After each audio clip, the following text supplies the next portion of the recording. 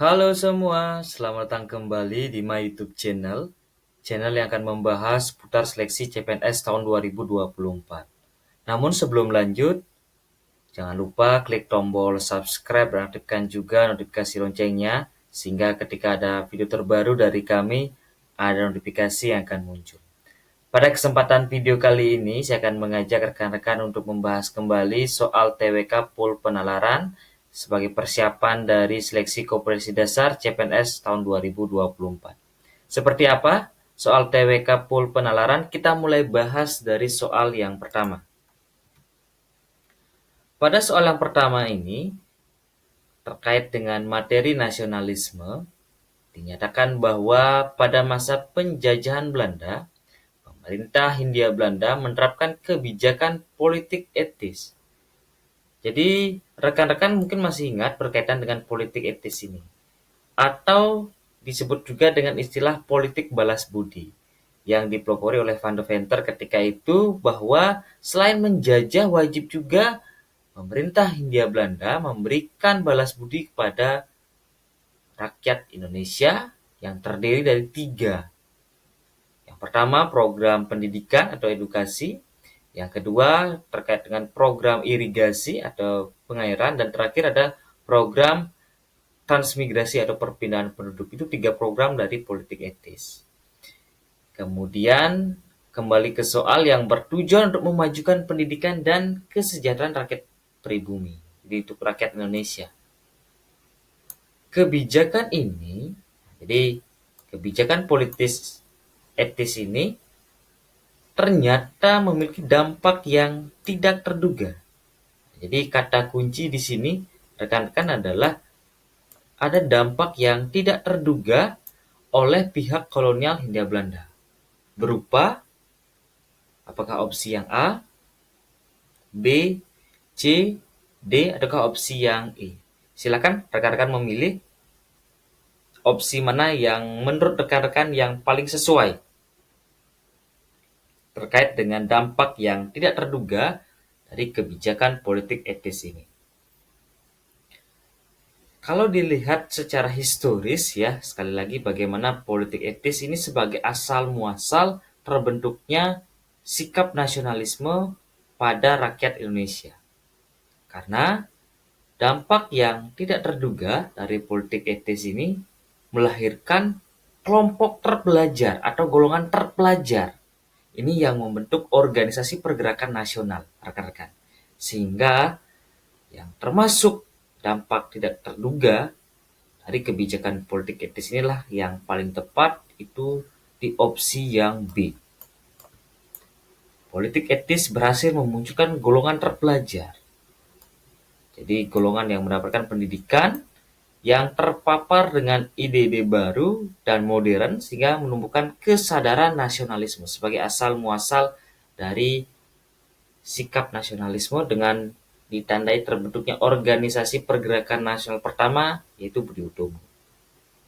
Sekali lagi opsi yang tepat adalah opsi yang B. Kita lanjutkan ke soal nomor 2 berkaitan dengan materi bela negara. Tiap warga negara berhak dan wajib ikut serta dalam usaha pembelaan negara dan syarat tentang pembelaan negara diatur dengan undang-undang. Jadi berdasarkan konstitusi kita, tepatnya pada pasal 27 ayat 3, itu sebagai dasar konstitusional berkaitan dengan bela negara. Kemudian berikut ini yang bukan. Rekan-rekan mohon menjadi perhatian khusus berkaitan dengan kata pengecoh. Baik itu kecuali, bukan, tidak termasuk, itu merupakan kata pengecoh yang mengakibatkan kita bingung dalam memilih opsi. Bahkan dalam tingkat konsentrasi yang tidak maksimal, itu akan menghasilkan kata bukan, kecuali, termasuk kata tidak termasuk itu tidak terbaca. Sekali lagi saya sudah berikan tanda. Berikut ini yang bukan merupakan alasan tentang pentingnya upaya pembelaan negara dilakukan oleh setiap warga negara Indonesia. Apakah opsi yang A, B, C, D, atau opsi yang E? Silakan rekan-rekan memilih opsi yang mana yang merupakan bukan alasan tentang pentingnya upaya pembelaan negara dilakukan oleh setiap warga negara Indonesia. Kalau kita perhatikan, opsi yang A, bela negara dilakukan untuk menjaga keutuhan wilayah NKRI dari ancaman atau gangguan dari luar negeri. Jelas, ini termasuk dari alasan bela negara. Kemudian kalau opsi yang B, bela negara dilakukan untuk mempertahankan Indonesia dari berbagai ancaman. Jelas, kurang lebih sama dengan opsi yang A. Kemudian opsi yang C, bela negara merupakan hak sekaligus kewajiban setiap warga negara diatur dalam undang-undang. Ya, bela negara itu merupakan hak sekaligus kewajiban sesuai dengan pasal 27 ayat 3. Kemudian opsi yang D, bela negara merupakan kegiatan untuk menjaga NKRI. Ya.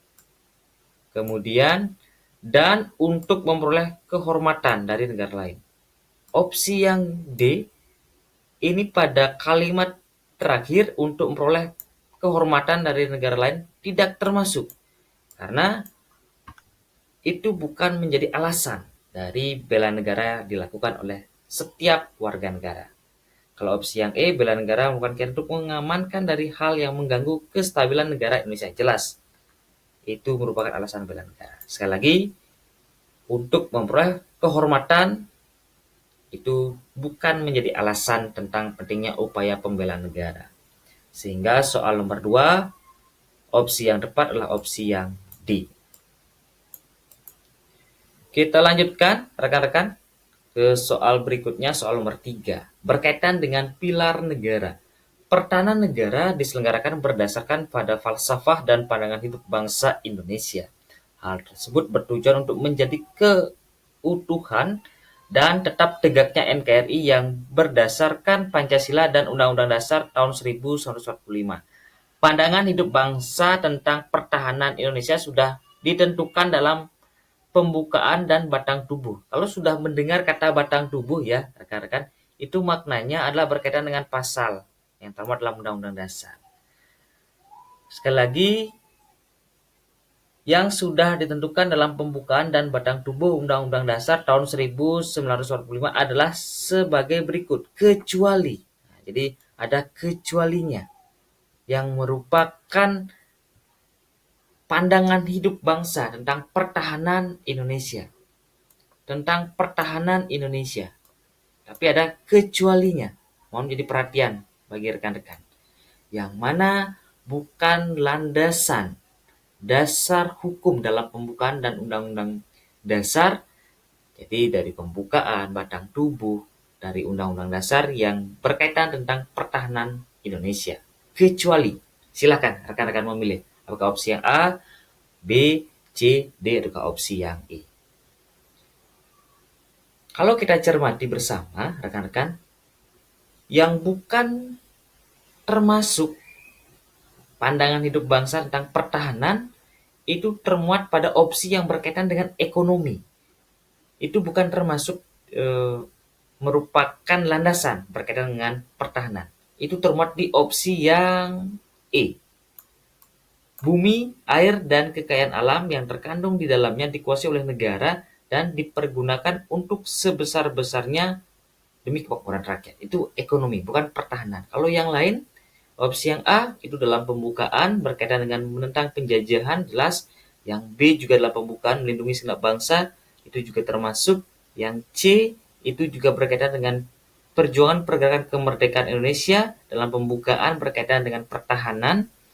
Dan opsi yang D, hak dan kewajiban setiap warga negara ikut serta dalam usaha pembelaan negara termasuk menjadi pandangan berkaitan dengan pertahanan negara. Kecualinya opsi yang E, karena opsi yang E termuat di pasal 33 Undang-Undang Dasar berkaitan dengan perekonomian. Kita lanjutkan rekan-rekan. Soal berikutnya masih berkaitan dengan pilar negara.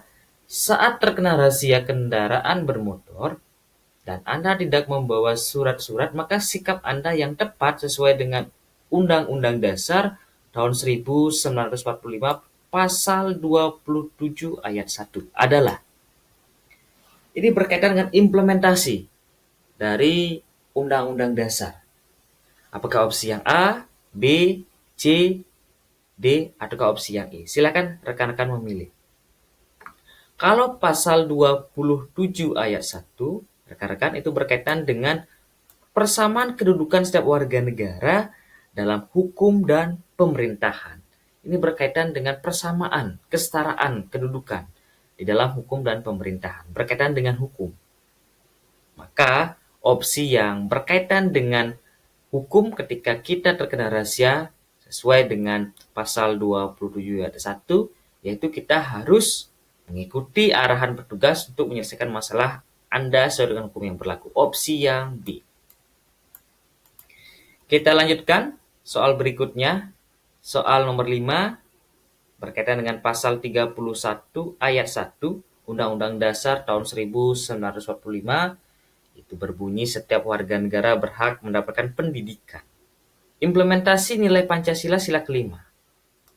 Sila kelima yang sesuai dengan pasal 31 ayat 1 Undang-Undang Dasar tahun 1945 adalah berkaitan dengan sila kelima dalam bidang pendidikan. Apakah opsi yang A, B, C, D, ataukah opsi yang E? Silakan rekan-rekan memilih yang mana dikaitkan sila kelima dengan pasal 31 ayat 1, setiap warga negara berhak mendapatkan pendidikan.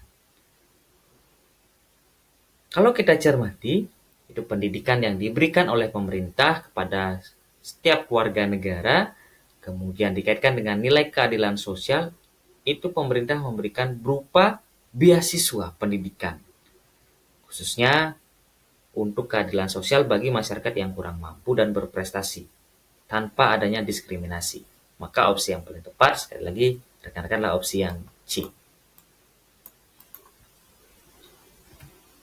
Baik, rekan-rekan, untuk soal nomor 6 ini, saya berikan kesempatan pada rekan-rekan untuk memilih sekiranya jawaban yang paling sesuai, yang paling tepat untuk menjadi jawaban soal nomor 6 ini.